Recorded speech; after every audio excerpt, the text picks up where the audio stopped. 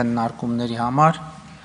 հնչեցված բազմաթիվ մտքեր արժեքավոր են,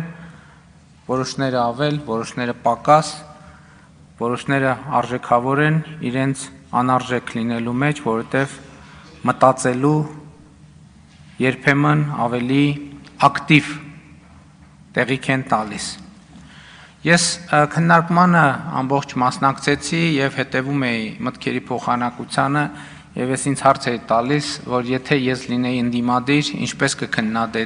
կքննադատեի մեր կառավարությանը եւ կքննադատեի արդյոք թե ոչ,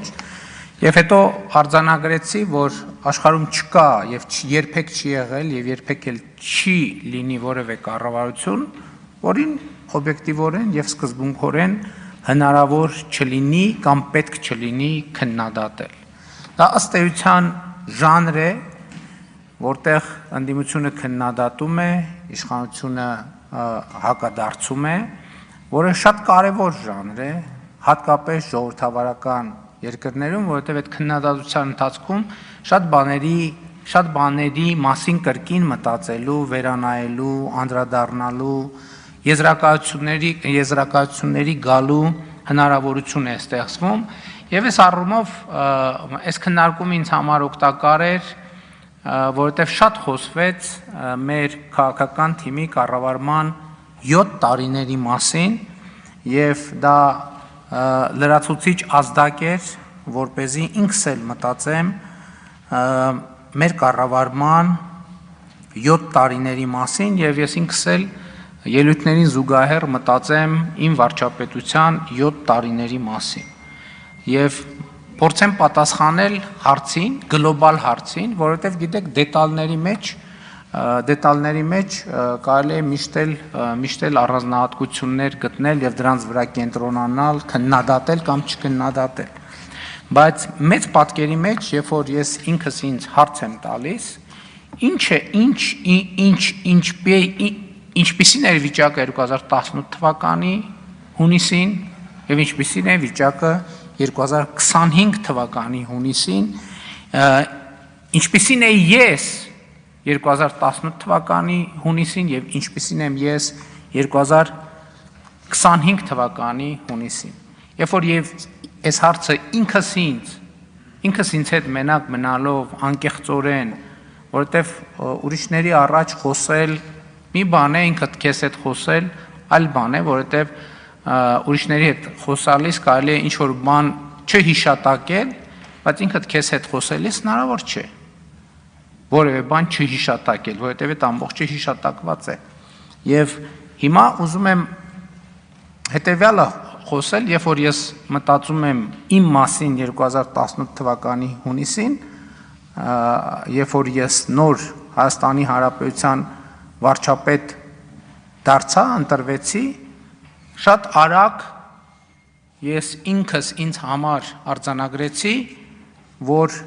ես Հայաստանի Հանրապետության վարչապետ եմ պայմանականորեն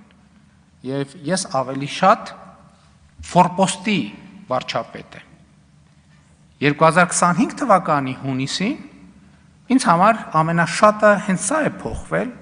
որ ես արձանագրում եմ, որ Հայաստանի Հանրապետության լիարժեք եւ ամբողջական վարչապետ է։ Ինչի շնորհիվ է տեղի ունեցել այս ամենը։ Իհարկե, քաղաքական թիմի, քաղաքական կուսակցության դերը որևէ կերպ հնարավոր չի նսեմացնել խորհրդանական մեծամասնության, բայց ես ուզում եմ ընդգծել, որ սա տեղի է ունեցել առաջին հերթին մեր նահատակների եւ Հայաստանի Հանրապետության ժողովրդի շնորհիվ։ Բայց ես նաեւ ուզում եմ պարզաբանել, թե ինչ նկատի ունեմ ֆորպոստ ասելով, որովհետեւ սովորաբար ֆորպոստի խոսույթը մեր իրականության մեջ ներմուծվել է կապակցված մի կոնկրետ երկրի հետ, բայց շուտով ես ինքս ինձ համար միայն վարչապետի պաշտոնում արձանագրել եմ, որ դա ահավոր մեծ անարդարություն է ֆորպոստացման ֆենոմենը կապել մի երկրի հետ։ Իրականում այդ ֆորպոստացման process-ի մեջ ներգրավված են եղել բազմաթիվ երկրներ, այդպիսի երկրներ եղել են հյուսիսում, այդպիսի երկրներ եղել են հարավում, այդպիսի երկրներ եղել են արևելքում եւ այդպիսի երկրներ եղել են արևելքում։ Բայց շատ ավելի կարևոր է որ արձանագրել, որ ֆորպոստացման կրիտիկական մասան ոչ թե եղել է մեզնից դուրս, այլ ֆորպոստացման կրիտիկական մասան մենք ինքներս ենք եղել, մենք ինքներս ենք ապահովել եւ հետեւյալ տրամաբանությամբ մենք ինքներս մեզ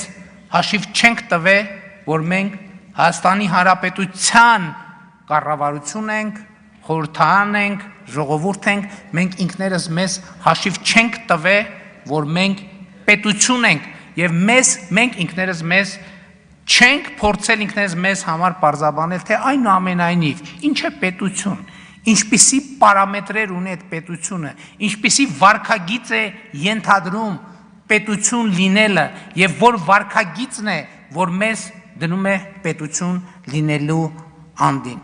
Եվ ես արձանագրում եմ, այո, 2018 եւ 2019 թվականին ես եղել եմ ֆորպոստի վարչապետ։ Առաջին հերթին այն պատճառով, որ եղել եմ այն տրամաբանության մեջ, ինչ տրամաբանության, որի հիմնական առանցքը եղել է հետևյալը, որ իրականում Հայաստանի Հանրապետությունը ոչ թե նպատակ երկիր է, այլ միջոց երկիր է մի ավելի մեծ նպատակ երկրի հասնելու համար։ Այդպիսին եղել եմ 2018 թվականին, այդպիսին եղել եմ 2019 թվականին։ 2020 թվականի նոյեմբերից հետո ես դեռևս եղել եմ ամենաֆորպոստի վարչապետի կարգավիճակում եւ կարծում եմ սա շրջադարձային կետ է եղել, երբ որ մենք մեր քաղաքական թիմը մենք բոլորս մեզ հարց ենք տվել, թե ի վերջո ինչ ենք մենք ուզում։ Մենք գտնվել ենք վերջնական եւ ամբողջական ֆորպոստացման գծի եզրին։ Եվ մենք մեզ հարց ենք տվել, մենք ուզում ենք այդ գիծը հատել, թե մենք չենք ուզում այդ գիծը հատել, եւ մենք որոշել ենք, որ մենք չենք ուզում այդ գիծը հատել, եւ այս այն կետն է, որտեղ մենք որոշել ենք, որ Հայաստանում պետքա տեղի ունենա արտահերթ խորհրդարանական ընտրություններ եւ ժողովուրդը պետքա կայացնի որոշումներ, իհարկե առաջին հերթին մենք ինքներս պետքա կայացնենք որոշումներ։ Եվ այս process-ը շատ կարևոր է արձանագրել, որ ինքը մի քայլանոց կոմբինացիա չի, եւ այս process-ը մի իրադարձությամբ չէ, որ կուլմինացիայի է հասել, բայց այնուամենայնիվ ես կարծում եմ, որ կա մի կետ, որտեղ այս process-ը, որտեղ ֆորպոստի ինձ համար անձամբ ֆորպոստի վարչապետից հստակ անցում է կատարվել դեպի Հայաստանի Հանրապետության վարչապետ։ Այդ գործում իհարկե 2021 թվականի խորհրդարանական արտահերթ ընտրությունները շատ մեծ դեր են խաղացել, բայց ես ուզում եմ հստակ ասել, որ այդ կետը, ես գիտեմ այն օրը, երբ որ ես վերածվել եմ Հայաստանի Հանրապետության լիարժեք վարչապետի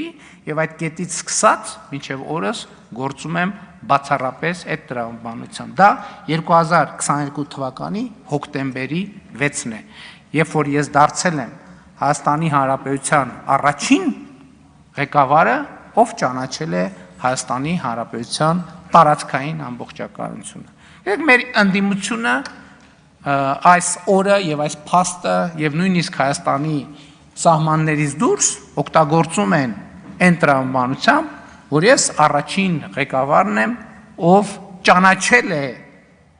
Լեռնային Ղարաբաղ Ադրբեջանի կազմում եւ ով ճանաչել է այդ տրամաբանությամբ Ադրբեջանի տարածքային ամբողջականությունը։ Եվ սա շատ կարեւոր եւ շրջադարձային պահ է, որովհետեւ իրականում եւ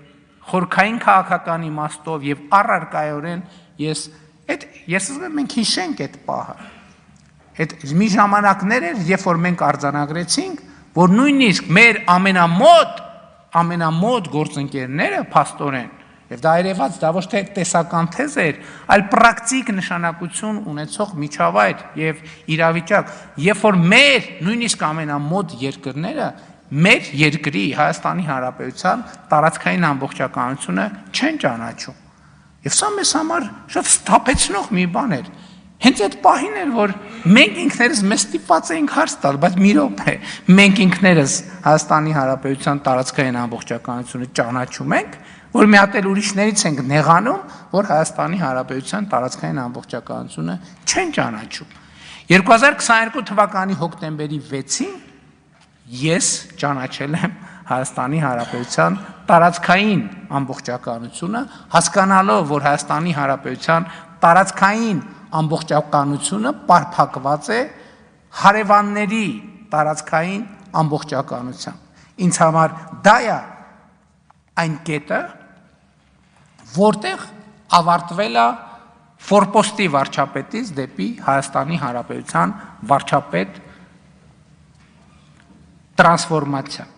Եվ ես հիմա արձանագրում եմ, եւ արձանագրում այդ արել եմ, ուզում եմ նորից կրկնեմ, որ եւ ես սրանում միանշանակ համոզված եմ, որ մենք այսօր որպես պետություն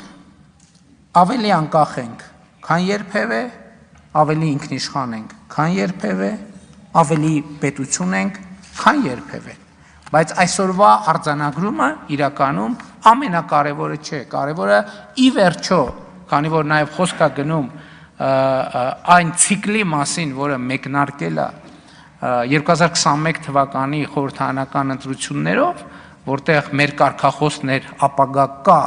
ապագա, շատ կարևոր է նաև ի վերջո պատասխանել այդ հարցին։ Լավ, մենք այդ կարգախոսը իրագործեցինք, թե չիրագործեցինք։ Կա ապագա, թե չկա ապագա։ Սա էլ է ինձ համար գրեթե ամենօրյա խորհրդածության նյութ եւ այդ խորհրդածության արդյունքում ես եկել եմ հետեւյալ եզրակացության, ինչն է գործնականում նշանակում, որ կա ապագա եւ ինչն է գործնականում նշանակում, որ չկա ապագա։ Եթե կա ապագայի նախագիծ հստակ գծագրված, ուրեմն կա ապագա։ Եթե չկա ապագայի հստակ գծագրված նախագիծ, ուրեմն չկա ապագա։ Եվ այո, մենք այդ խնդիրը լուծել ենք, որովհետև այն, ինչ մենք այսօր հանրությանը ներկայացնում ենք, որպես իրական Հայաստանի գաղափարախոսություն, դա ապագայի հստակ գծագրված նախագիծ է, եւ այդ նախագծի գոյությունն է երաշխիքը այն բանի, որ կա ապագա եւ այդ ապագան ունի շատ կոնկրետ պարամետրեր եւ այդ պարամետրերից կարեւորագույնը սեփական միջավայրում հարևանների հետ կարգավորված հարաբերություններ ունենալն է, լիարժեք եւ ամբողջական հարևանների տարածքային միջազգայինորեն ճանաչված տարածքների ամբողջականությունը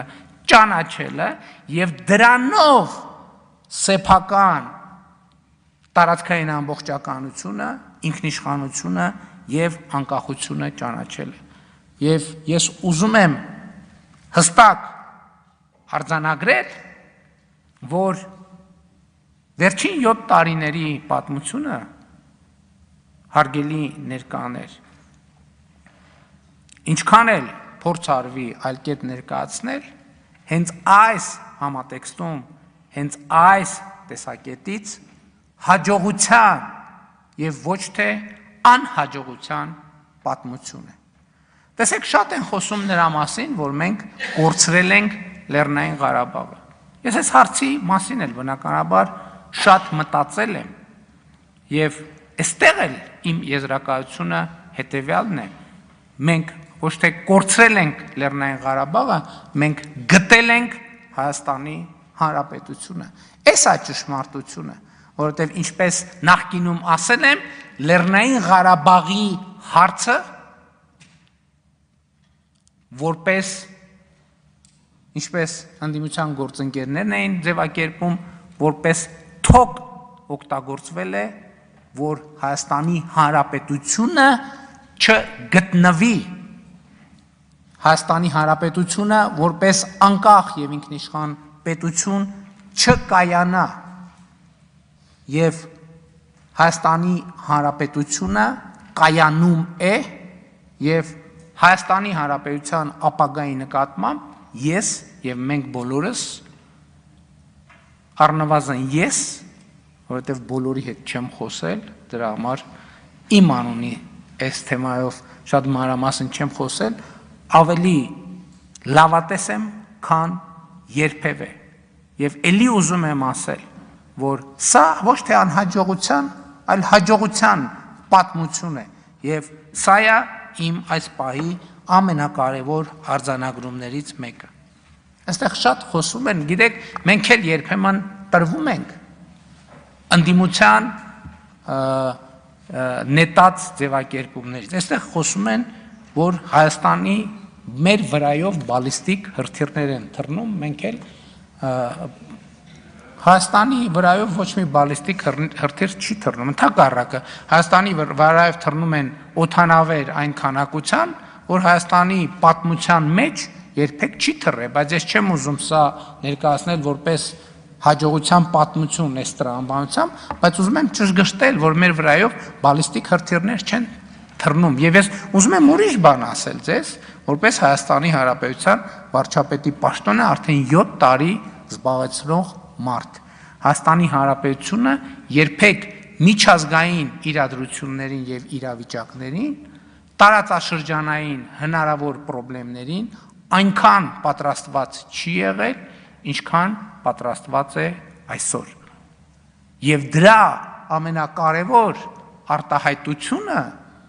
այն արտաքին հարաբերություններն են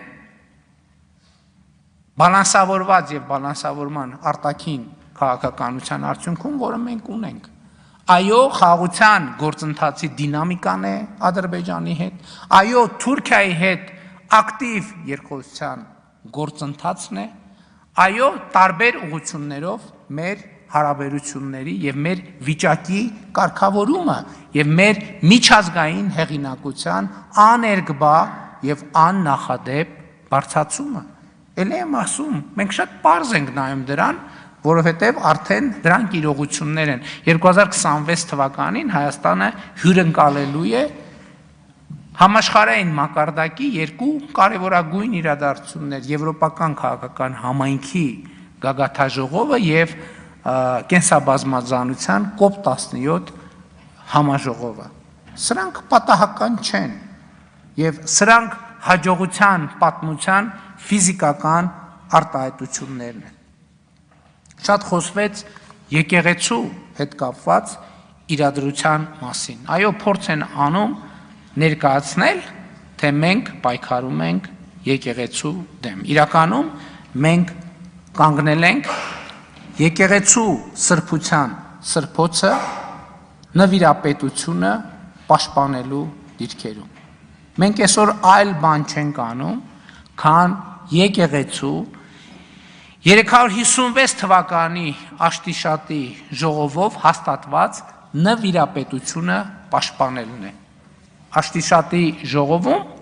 սահմանվեց, որ եկեղեցու վերնախավը պետք է լինի ուսակրոն։ Ինչու՞։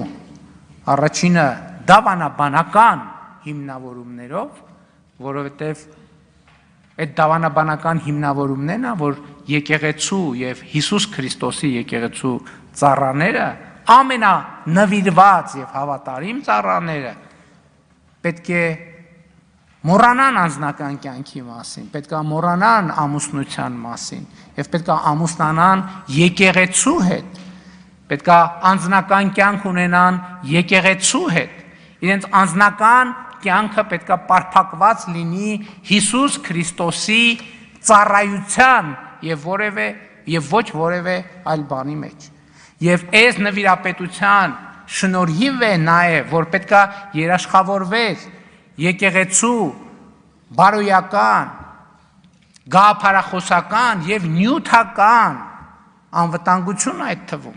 որովհետև այս որոշման տրամաբանության մեջ նաև այն էր, որ եկեղեցու ունեցվածքի նկատմամբ ուղղակի կամ անուղղակի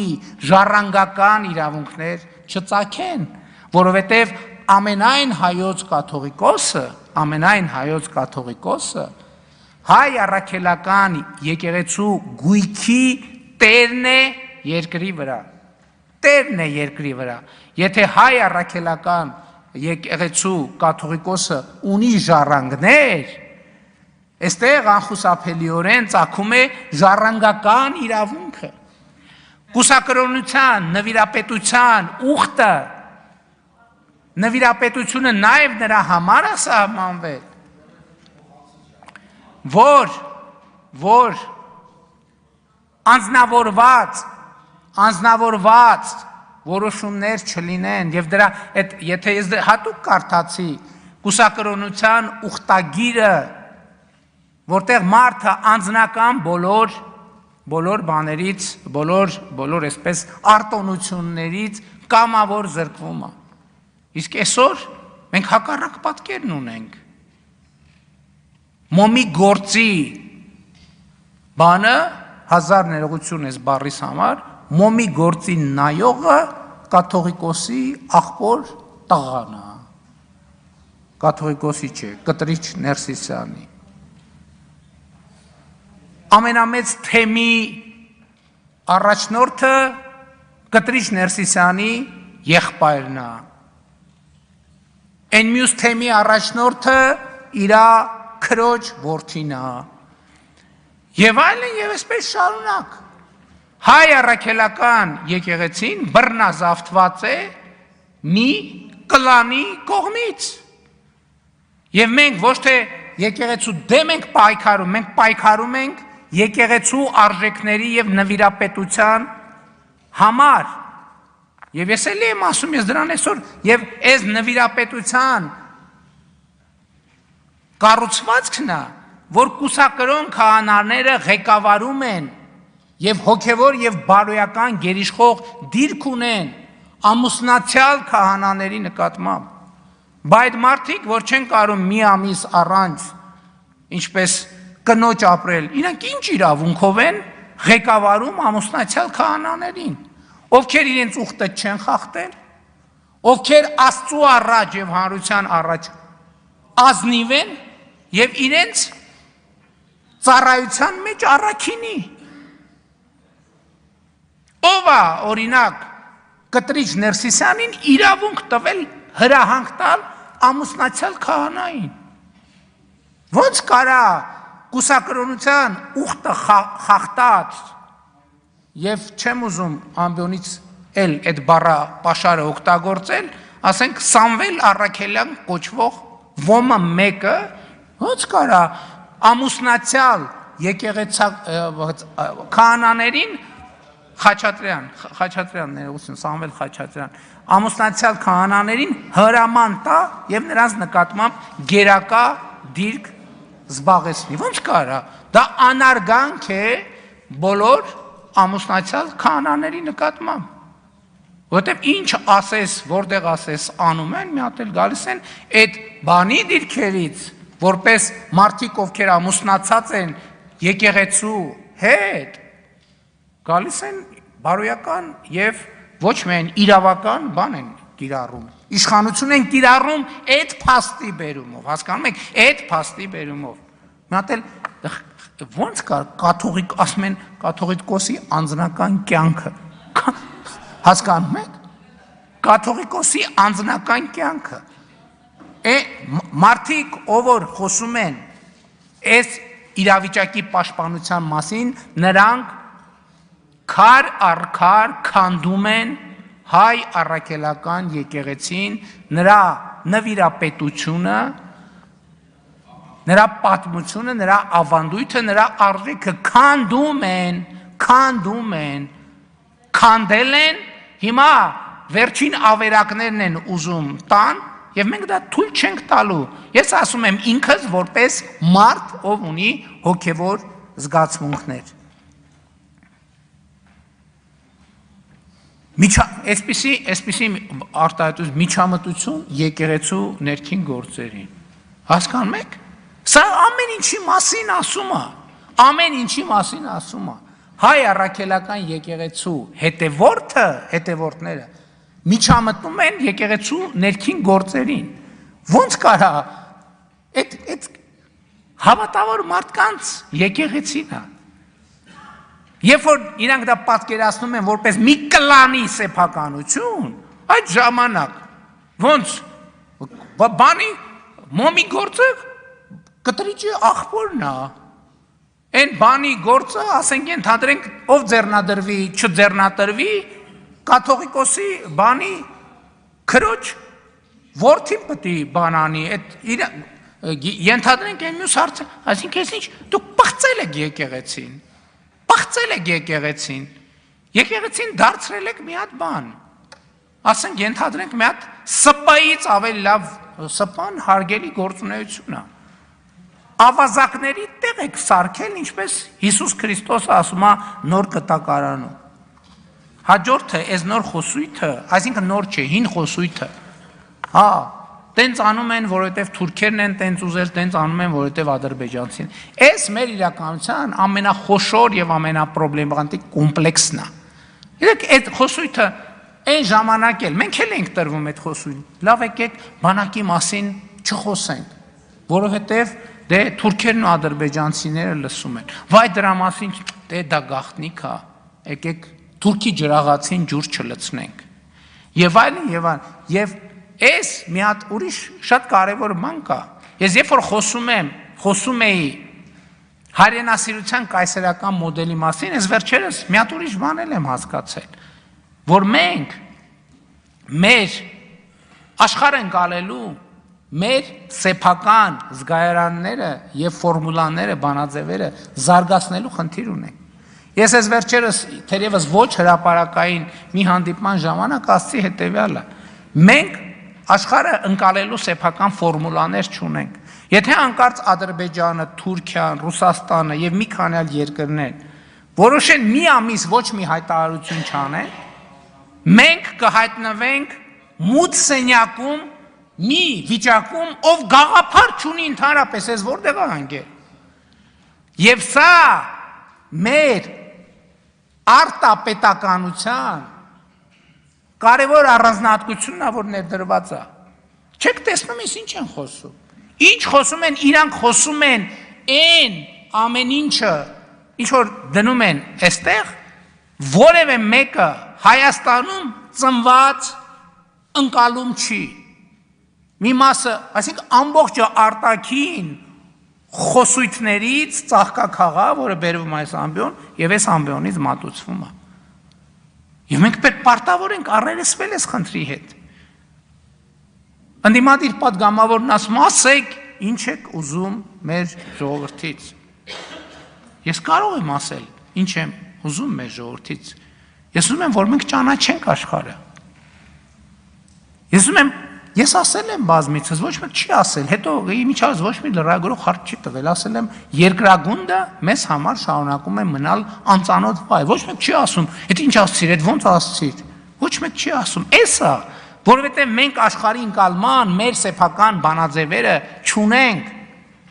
սրանում է պրոբլեմը, եւ աշխարհը շարունակում է մեզ համար մնալ անծանոթ վայր, եւ այդ է պատճառը, որ աշխարհի մեր ընկալումը այն է, որ աշխարհը մի հատ ծայրահեղ անարդար վայր է։ Իսկ կարող է պարզապես մենք չենք ճանաչում աշխարհը։ Մենք չգիտենք աշխարհը, չգիտենք այնտեղ ապրելու կանոնները։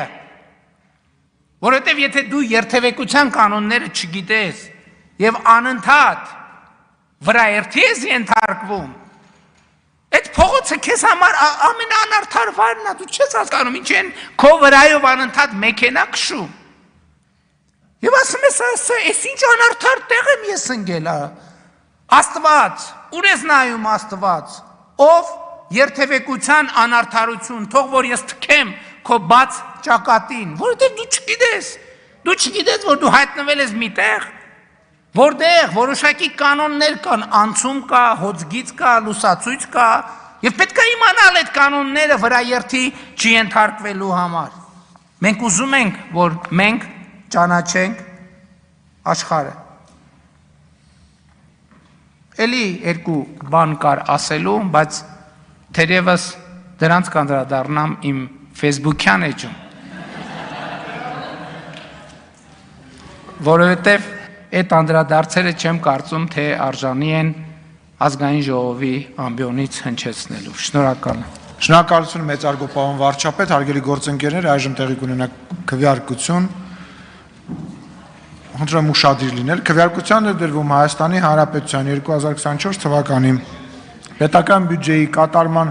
տարեկան հաշվետվությունը հաստատելու մասին ազգային ժողովի որոշման նախագիծը։ Քվեարկություն։